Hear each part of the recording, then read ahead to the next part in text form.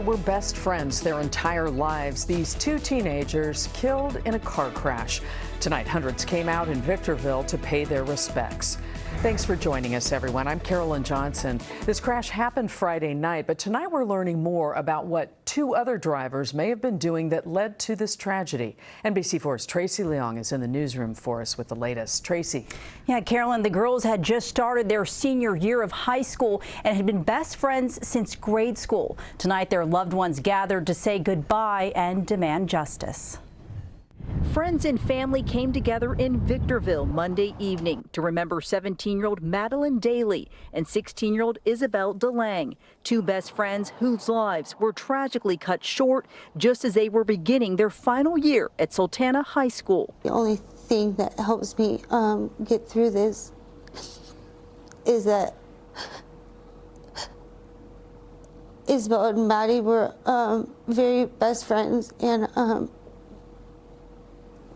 they died together that day in that car, and she wasn't alone. She was just the most nicest, kindest, funniest, smart girl, and she just had her whole life ahead of her, and it just got taken away like in just 1 second, and now all of her future's done. Isabel's mother still trying to process the unimaginable loss of her daughter, who was killed alongside her best friend Madeline in a violent collision Friday night in Victorville. The CHP says a Chevy Camaro and a Dodge Charger were speeding north on Ridgecrest around 8:30 that night and crashed into the teenagers' Acura TL as they were turning left from Elmwood. The crash was so strong, investigators say it split their car in half. Dustin Daly says his daughter Madeline had just left to drive Isabel home and remembers their last conversation. What time dinner's gonna be ready? And I looked at the clock and it was 8:30-ish, I think 8:20. And I said, you know what, it'll be ready at 9.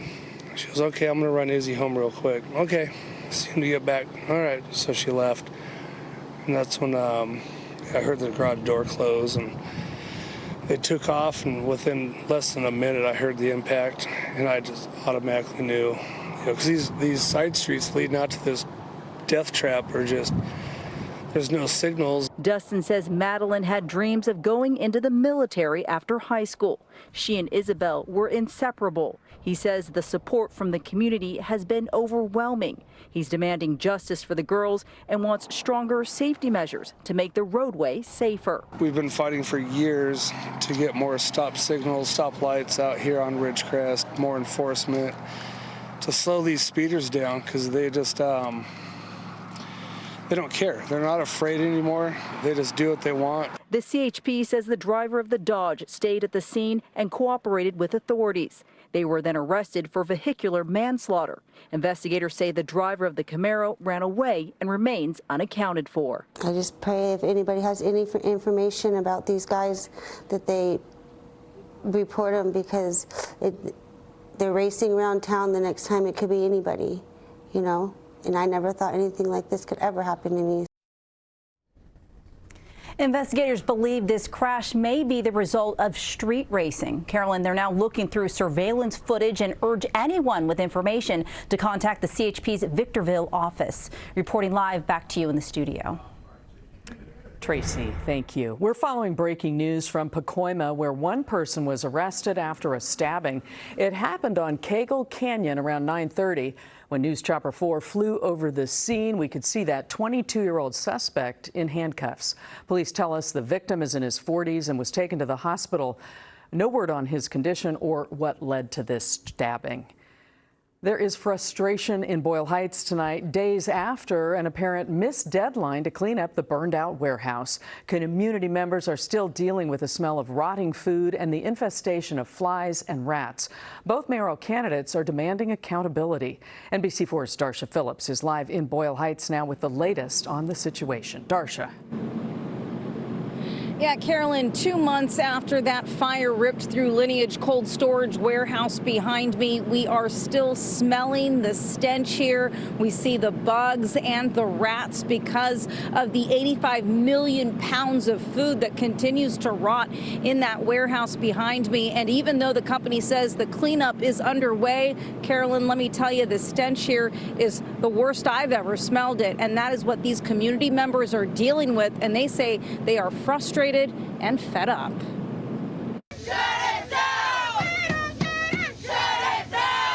Dozens in Boyle Heights gathered near the Lineage warehouse demanding action and answers nearly 2 months after a fire ripped through the cold storage company and upended the lives of nearby residents. The community still does not know whether we were exposed to ammonia or the full toxic impact of what was released.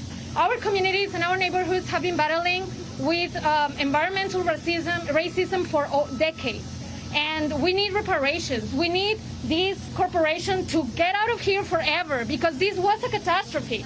And we need new policies that protect us. Teachers now back at school at nearby campuses say they are concerned for their students and their families.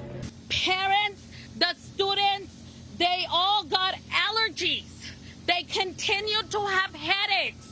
They have skin rashes and nosebleeds. Councilmember Nithya Raman, who is running for mayor of Los Angeles, held a rally and press conference calling out what she says is poor executive leadership from City Hall. Was the air safe to breathe or not? Why were the mayor's advisors working with Lineage at the same time? Why did the city take weeks to conduct door-to-door outreach?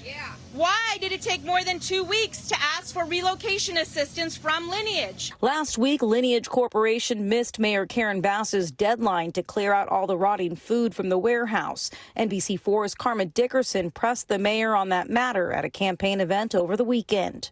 You have to have a deadline. 45 days is what we said.